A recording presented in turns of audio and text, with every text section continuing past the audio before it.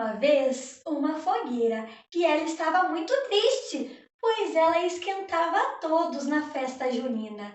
Mas ninguém queria ser seu amigo, pois ela queimava.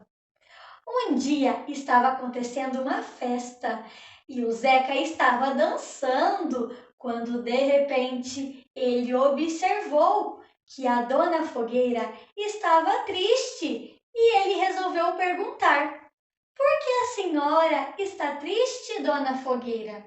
E ela respondeu: Estou triste porque ninguém desta festa quer ser meu amigo, pois eu queimo. Então Zeca teve uma grande ideia. Já sei!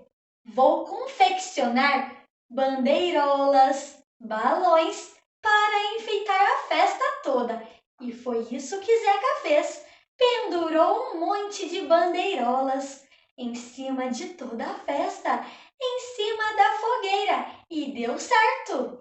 A dona Fogueira ficou amiga das bandeirolas, dos balões, e eles conversaram a festa inteira.